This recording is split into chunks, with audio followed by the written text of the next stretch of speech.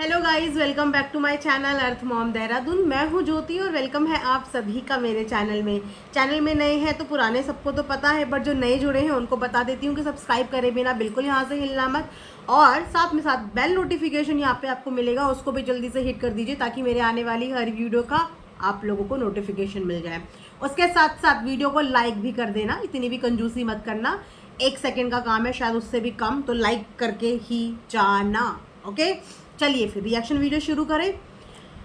कल मेरी वीडियो में मेरे बालों की हालत देख के ना मैं देख रही थी कि कुछ लोग मेरा मजाक बना रहे थे। हाँ, कह रहे थे दीदी किससे लड़के आई हो। अब बता ही देती हूँ, मैंने सोचा आप लोगों को थोड़ा सा बता ही देती हूँ, पूरा नहीं बताऊंगी, पूरा तो आपको देखना पड़ेगा, थोड़ी सी हिंट दे देती हूँ। ऐसा है ना कि जब मैं हेयर वॉश करती हूँ ना तो मेरे बाल कर्ल कर्ल हो जाते हैं और मुझे वो झल्ले वाले बाल ना पता नहीं पर्सनली क्यों पसंद है। उसके बाद अगर मैं एक बार कॉम्ब कर लूँ ना तो मेरे बाल सीधे हो जाते हैं। इसीलिए मुझे वो वाला लुक चाहिए था, क्योंकि मुझे उससे रिलेटेड एक रील शूट करनी थी। इसीलिए मैंने वैसे ही अवतार में आकर वीडियो बना दिया, पर ऐसा भी नहीं है। कुछ लोगों को मेरा वो झल्ला वाला लुक भी बहुत क्यूट लग रहा था। हाँ, मस्का मार रहे थे ना, चने के झाड़ पे चढ़ा रहे थे ना मुझे। हाँ, सच बताना, एकदम सच।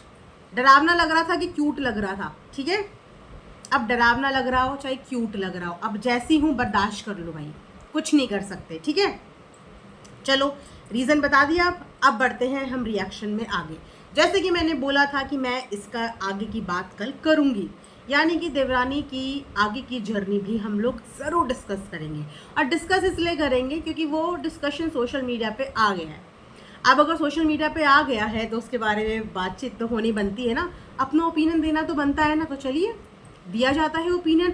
अच्छा, पहले मैं ये भी बता दूं कि कुछ लोगों को ना, सिर्फ कुछ 2-3 लोगों को, जो आप जानते हैं कि कौन 2-3 लोग हैं भैया, प्यार करने वाले हैं। मुझे नहीं, मुझे तो कोस रहे हैं, जगत दीदी को प्यार करने वाले हैं। उनको रिएक्शन से तो प्रॉब्लम है ही, बट उनको रील से भी प्रॉब्लम है। आप डांस क्यों कर रही हो, आप ये एक्सप्रेशन क्यों बना रही हो, अरे आप रील ही क्यों बना रही हो भाई। ठीक है, प्यार अपनी जगह है, पर क्या जगत दीदी का सोशल मीडिया पे कॉपीराइट है कि सिर्फ जगत दीदी ही रील बना सकती हैं या सिर्फ जगत दीदी ही डांस कर सकती हैं?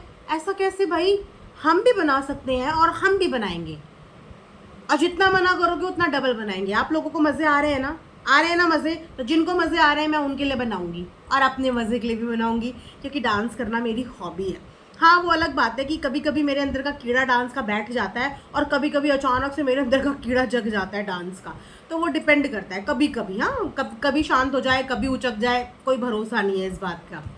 लेकिन जो पसंद कर रहे हैं मैं उनके लिए बनाऊंगी, जो नापसंद कर रहे हैं भैया स्किप कर लो, स्किप कर लो। और हमारे पसंद नहीं आ रहे तो जगत दीदी की रील में जाके लाइक पे लाइक, लाइक पे लाइक, कमेंट पे कमेंट करते रहो, खूब पसंद करो उनको।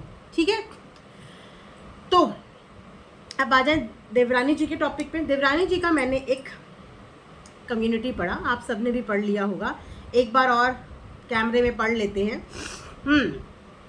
तो देवरानी जी ने कम्युनिटी अभी से 8 घंटे पहले, जब मैं वीडियो बना रही हूँ तो 8 घंटे पहले की है।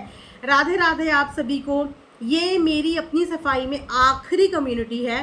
वैसे तो मैं वीडियो लाना चाहती थी, पर आज खुद को स्ट्रॉन्ग प्रेजेंट नहीं कर पा रही हूँ, इमोशनल हो रही हूँ तो कम्युनिटी लिख रही हूँ। मैं चाहती हूँ कि मैं इनकी हर 2-3 लाइन के बाद अपना एक पॉइंट ऑफ व्यू शेयर करूँ, क्योंकि कम्युनिटी बहुत बड़ी है, पहले इसको पढ़ना फिर आप लोगों को लंबा वाला बोर करना, तो छोटा छोटा बोर करेंगे।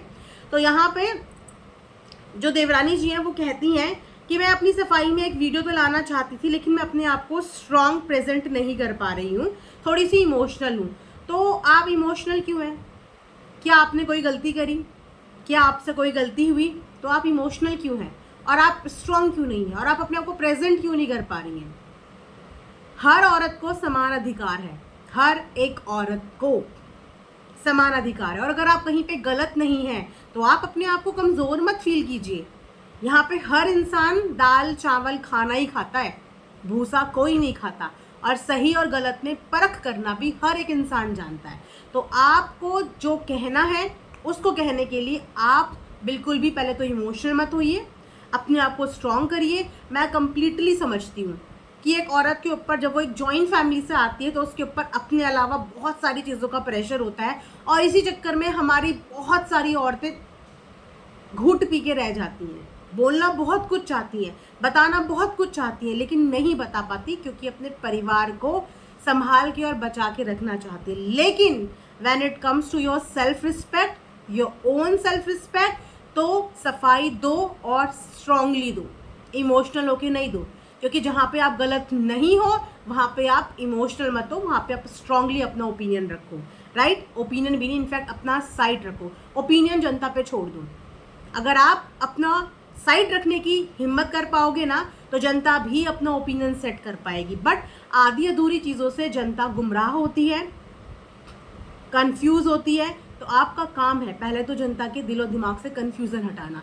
उसके लिए आपको ट्रांसपेरेंट रहना पड़ेगा, राइट? आगे बढ़ते हैं। जैसा कि आप सबको पता है कि मेरे हस्बैंड क्या काम करते हैं और मेरी वीडियो से भी मेरा आर्थिक स्थिति का पता चलता है। मैं वाईटी पे हर चीज़ नहीं रख सकती, पर यहाँ लोग कुछ सपना लेकर ही आते हैं और मेरी बदनसीबी ये है कि मुझे लोगों ने देवरानी से जाना। हाँ, देखिए, मुझे फ्रैंकली नहीं पता कि इनके हस्बैंड की सोर्स ऑफ इनकम क्या है और इनके क्या जॉब या क्या काम करते हैं। बट इन्होंने बोला मेरी वीडियो से यस, वीडियो से ससुराल पक्ष का पूरा एक स्टेटस दिखता है, एक इंसान का लाइफस्टाइल ये दिखा देता है कि सामने वाला कितना फिनेंशियली स्ट्रांग है, राइट? और यहाँ पे उन्होंने क्लियरली बताया है कि मेरी आर्थिक स्थिति कैसी है, यही बोलना वो चाह रही हैं। तो ये आपकी बदनसीबी नहीं है, ये आपकी बदनसीबी नहीं है कि लोगों ने आपको देवरानी से जाना। देवरानी एक बहुत खूबसूरत रिश्ता है, बहुत रिस्पेक्टफुल रिश्ता है, बहुत प्यारा रिश्ता है। तो आपको देवरानी कहकर जाना, कम से कम कोई गंदे शब्द कहकर तो नहीं जाना, है ना? और अगर आपकी आर्थिक स्थिति ठीक नहीं है तो आपको भी यूट्यूब पे काम करने का समान अधिकार है। आप क्यों नहीं काम कर सकती? अगर आप अपने घर की आर्थिक स्थिति में अपना कंट्रीब्यूशन दे सकती हैं और आपके अंदर इतना टैलेंट है कि आप एडिटिंग करना जानती हैं, आप कैमरा पकड़ना जानती हैं, आप व्लॉग बनाना जानती हैं, तो आप ये काम कर सकती हैं। अगर आपको देवरानी की तरह लोगों ने जाना तो दूसरे के घर में भी उनके भाई भाभी के परिवार वाले, मायके वाले आज सब व्लॉग बना रहे हैं, सब सोशल मीडिया पे बैठे हैं। उनको कोई किस नाम से जान रहा है? उनको जाके कोई बोल रहा है कि तुम वीडियो मत बनाओ, तुम ये मत बनाओ? सब प्रमोट हो रहे हैं, सब के सब प्रमोट हो रहे हैं। तो जब वो सब कर सकते हैं जो शायद फाइनेंशियली इतने वीक भी नहीं है, शायद जो जगत दीदी की भाभी हैं उनका मायके कोई इतना कमज़ोर नहीं है, लेकिन उनके मायके से उनकी भाभी, उनकी बड़ी बहन, उनकी छोटी बहन सब लगे हुए हैं सोशल मीडिया पे, तो वो लोग कर सकते हैं। तो अगर आपको आर्थिक तंगी है तो आप भी सोशल मीडिया पे काम कर सकते हैं और इससे करने से आपको कोई नहीं रोक सकता। मैं बहुत अच्छे से ये चीज़ समझती हूँ कि आपने जो वट सावित्री का व्रत रखा, उसका जो शूट करा, आपको सपना नहीं आया होगा कि रात में मुझे सपना आएगा कि सुबह जगत दीदी क्या डायलॉग मारने वाली हैं अपने व्लॉग में कि ये व्लॉग खंडित है। आपको नहीं पता होगा, आपने अपने हिसाब से अपने फेस्टिवल का वो व्लॉग शूट किया कि मैं इस व्लॉग को शूट करती हूँ, मैं ये कल डालूंगी। आपको नहीं पता था ये बात कि वो अपनी वीडियो में क्या बोलने वाली है। आपने अपना व्लॉग तैयार करके रखा हुआ था, तो जो मेहनत आपने करके रखी थी वो मेहनत आप डालेंगी ना, और आप बिल्कुल डालिए। अगर आपकी घर की आर्थिक स्थिति सही नहीं है तो सोशल प्लेटफॉर्म रोज़गार देता है और आप इस रोज़गार का बिल्कुल बिल्कुल बिल्कुल फ़ायदा उठाइए। उसके बाद यहाँ पे लिखते हैं, कोई जब ट्रॉल होगा लेकर ठीकरा मेरे सर पर फोड़ दिया जाएगा, इसीलिए अब मैं हमेशा के लिए फैमिली व्लॉगिंग छोड़ रही हूँ, क्योंकि दिक्कत मेरे वाईटी में रहने से है, फैमिली प्रेजेंट करने से है, और अब से बड़ी दिक्कत मेरे कुछ भी बोलने से है। सबसे पहली बात कि आपकी वजह से कभी कोई ट्रॉल नहीं हुआ, बट यस, औरों की वजह से आप बहुत बार ट्रॉल हुए। बस गहराई से सोचने वाली बात है और देखने वाली बात है। आपकी वजह से कोई ट्रॉल नहीं हुआ, इनफैक्ट उनकी वजह से आप ट्रॉल हुए। हमेशा से आपको एक विलन देवरानी के रूप में, हमेशा से इनको एक विलन देवरानी के रूप में ही देखा गया। इनफैक्ट जब सगाई का ये सब सीन हुआ तब भी फैमिली वालों ने इनके ऊपर सारा ब्लेम लगाया। जब मैट्रिमोनियल साइट पे इनका कुछ फोटो वोटो डाला तब भी इनके ऊपर ब्लेम आया। हर चीज़ का हमेशा से ब्लेम आया है, डायरेक्टली इनडायरेक्टली। तो ट्रॉल उन्होंने आपको बहुत बार ज़रूर करवाया है, बट आपने नहीं करवाया। हर इंसान अपनी खुद की एक्टिविटी की वजह से ट्रॉल होता है, लेकिन आप तो व्लॉग ही नहीं डालती थी। तो जो इंसान सोशल मीडिया पे कॉन्टिन्यूशन में काम ही नहीं कर रहा है वो अपने कंटेंट के लिए ट्रॉल नहीं होता। आपको वहाँ से कई बार ट्रॉल करवाया गया है, बट आप किसी के ट्रॉल करने का रीज़न नहीं है। अगर समझदारी और गहराई से कोई सोचे तो ये साफ साफ दिखता है।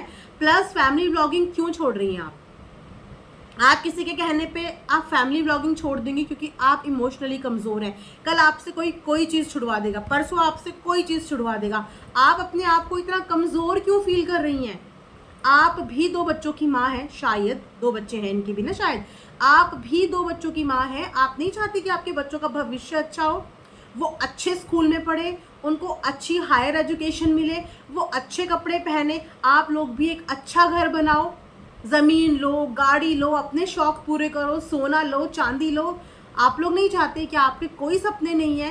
कोई भी इंसान कभी भी आएगा और आपके सपनों को चूर चूर करके चला जाएगा और आप उन सपनों को चूर चूर होने देंगी।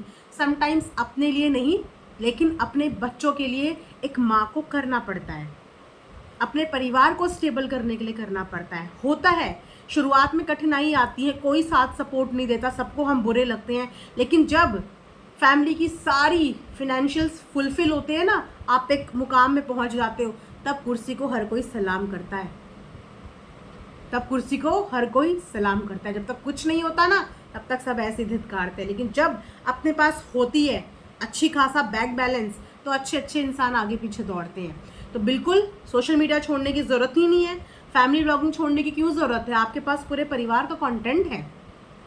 वो अलग बात है कि आपके फैमिली के ऊपर इस बात का प्रेशर हो, जैसे कि इन्होंने बताया था लाइव में कि ये तो फिर भी थोड़ी सी स्ट्रांग है, बट इनकी जो ससुराल पक्ष है वो बहुत वीक है इन चीज़ों में, मतलब लड़ाई झगड़ा करने वाले लोग नहीं हैं। आप सोचिए ना, इतने साल तक जिस सास को इतना डर है कि वो उसने अपनी बहू का रूम में ताला लगाया, खोलने की हिम्मत ना करती हो, बिंदियाँ तक शीशे से निकली हुई ना हो, सामान तक इधर से उधर नहीं रखा हो, ये एक खौफ ही होता है, ये एक खौफ ही होता है। वरना आप मुझे बताइए कि कितने लोग अपने ससुराल से जाते वक्त अपने कमरे में ताला मार के जाते हैं? कितनी बहुएं ससुराल से जाते वक्त अपने कमरे में ताला मार के जाती हैं, या उनकी सासें कमरे में ताला लगा देती हैं? हमारी एब्सेंस में कभी हमारे देवर हमारे रूम में होते हैं, कभी घर के बच्चे रूम में होते हैं, खेलते कूदते रहते हैं, कभी कोई ये नहीं बोलता कि मेरे रूम में कोई नहीं आना चाहिए। और इतना खौफ किसी को हो कि कोई चीज़ यहाँ से वहाँ भी ना खिसकी हो। अगर आप इसको बोलें कि ये संभाला है उन्होंने, तो नहीं, ये डर है, ये डर है कि एक सामान भी इधर से उधर नहीं खिसका।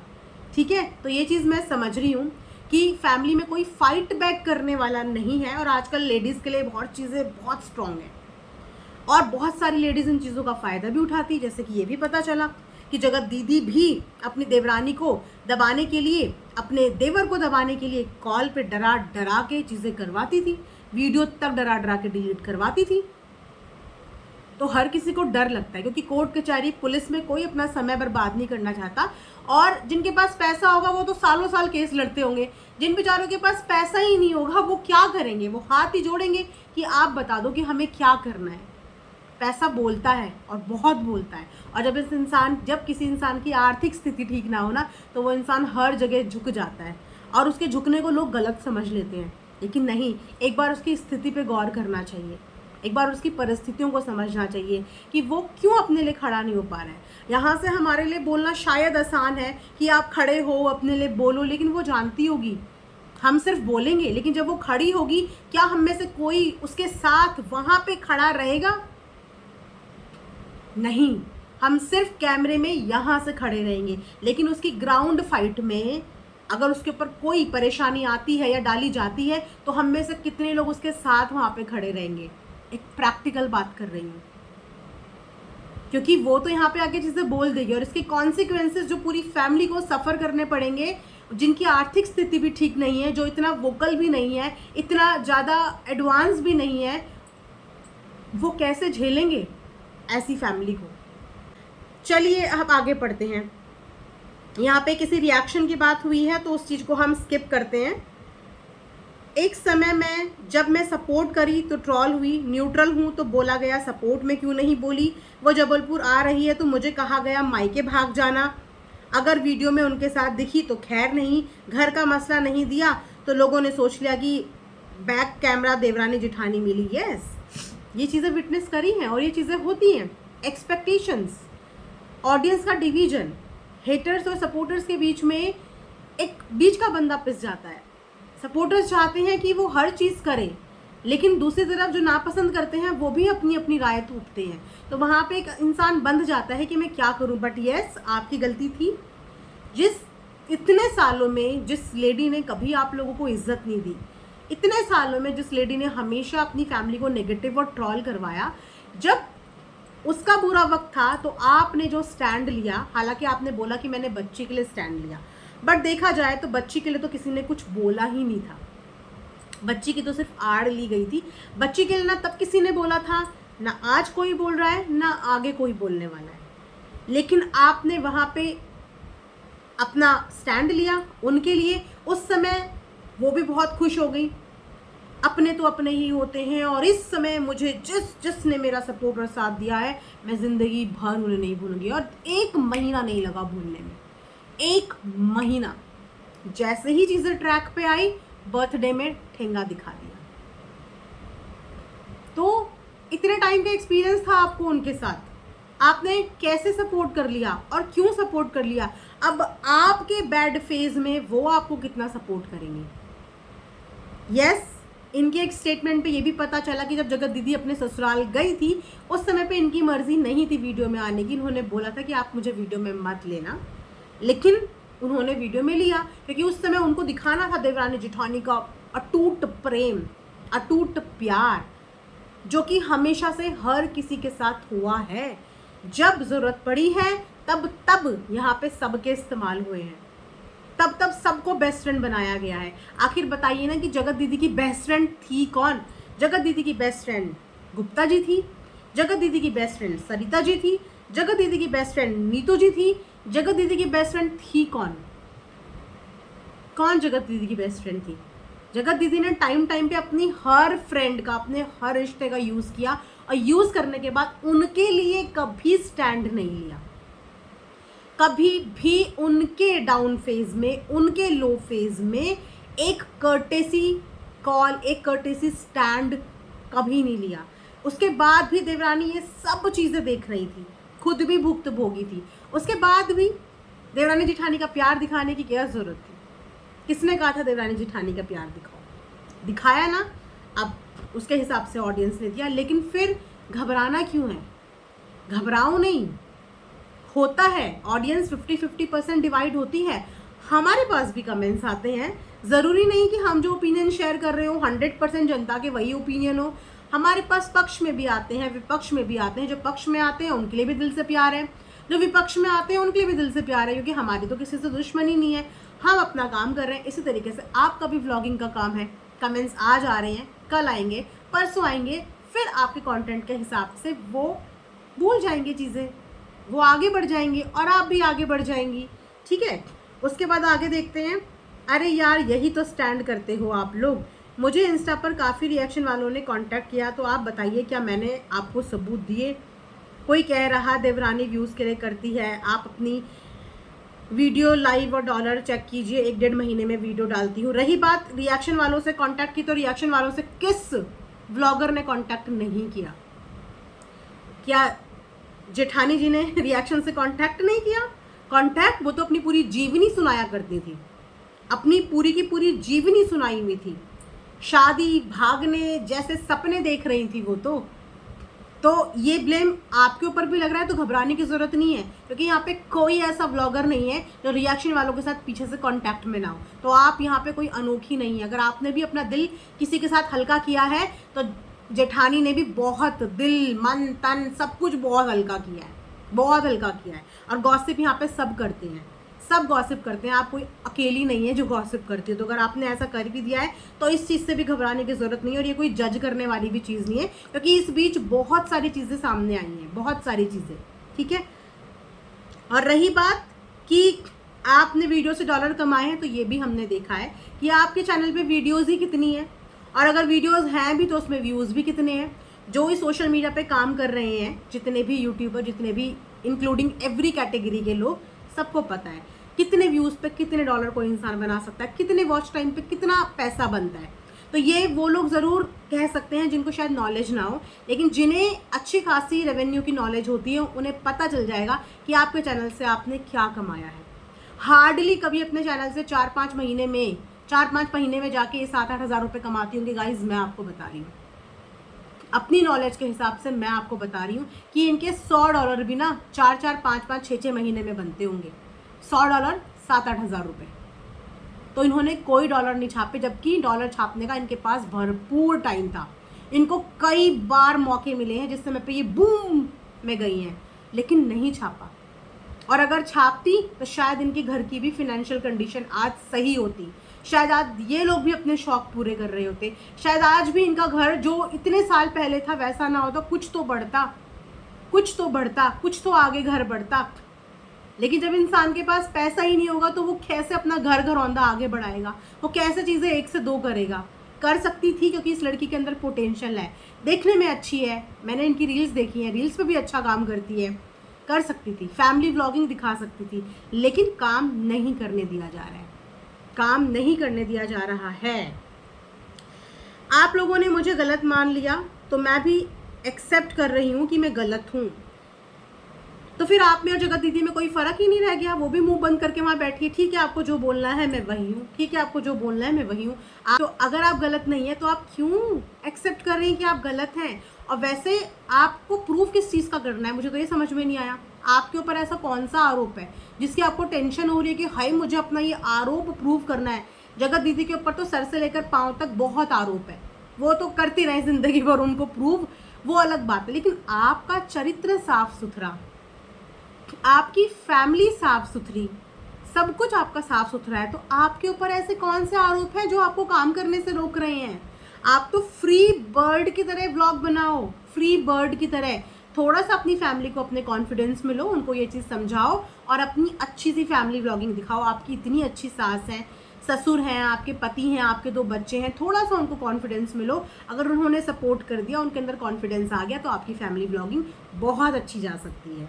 अगर कोई इंसान इतनी हिम्मत रख रहा है कि किसी को सोशल प्लेटफॉर्म छोड़ने के लिए मजबूर कर सकता है, तो आज आप हैं, कल कोई और भी टारगेट हो सकता है।